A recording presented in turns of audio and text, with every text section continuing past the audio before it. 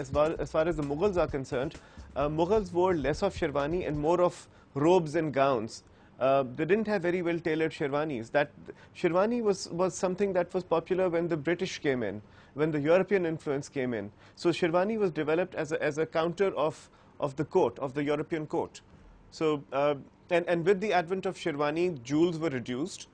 Simply because the sherwani had its own structure, it had shoulder paddings, it had linings and interlinings, and it was a structured garment, and it took a shape of its own. Like all things, garments such as the sherwani have also faced an evolutionary process. You know how many kinds of sherwanis are there, how many cuts are there? Aligarh is a different sherwani, Hyderabad is a different sherwani, Jaipur is a different sherwani. Okay, the straight cut that the Pataudi wears, which is a different sherwani, then the kasaua, which comes from the south of Rajasthan. So the sherwani in itself has, a princess line, a Y line, an A line, a back yoke, a front yoke, a Hyderabadi. So it in itself, and which is such a simple garment.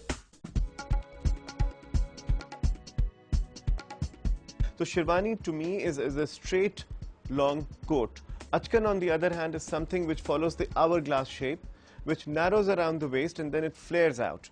And some of the achkans that I discovered even had a cut at the waist, and they were sort of stitched in panels. Sherwani doesn't have panels, it just has vertical panels, whereas achkan has horizontal panels as well. Post-partition, the sherwani and pajama were recognized as the outfit worn by the migrant population. Contrary to this, people hailing from the Punjab, Northwest Frontier Province and Balochistan assumed the attires such as the dhoti, shalwar kameez and waistcoat as their national mode of dress. The lungi can be considered the Punjabi relative of the dhoti, differing in the manner in which the cloth is tied. A more sophisticated version of this is the kulla, where the material is starched. This item of clothing is now restricted mainly to the home, with the shalwar being considered a more formal mode of public dress. The shalwar itself is another imported product of Central Asia, and it has multiple shapes according to the region in which it is worn. The waistcoat, or koti as it is also known, comes in varying designs depending on where it is worn.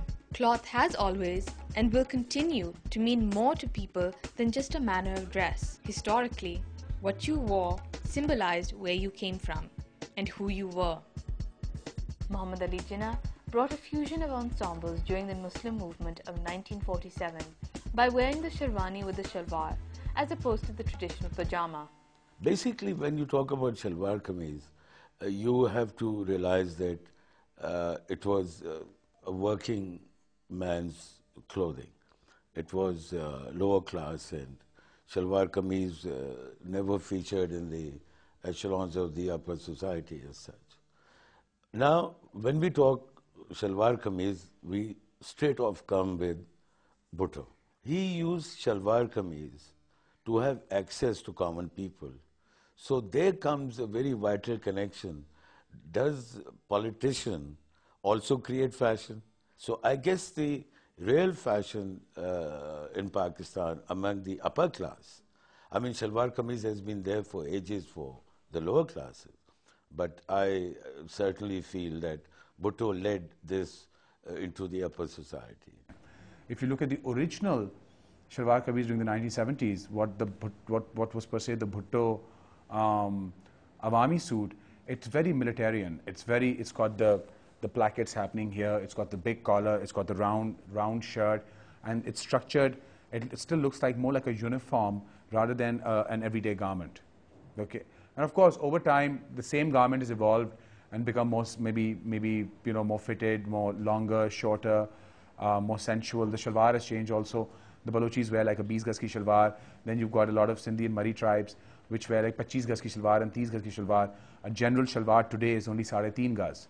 So in itself it's also evolved. The folds of the shalwar are defined by the kind of person that you are or the kind of tribe that you belong to. Okay. Then the shalwar again has evolved and it's gone up the takhna and down the takhna depending on which religious or political party. So I mean, just think of it this way, how fashion has actually been abused and used, okay, to prove a certain point. Now comes the opposite, Zia-ul-Haq period. Everything changed. Everything. Smack into, you run into a corridor of whatever religion demanded out of you, and the anchors had to wear a shalwar kameez and they had to wear a dupatta. The men in office were forced to wear a shalwar kameez to the office as such. And extreme conservatism invaded the country.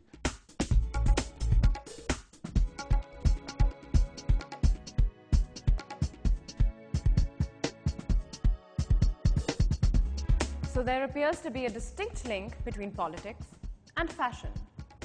But how much weight does that hold in contemporary society?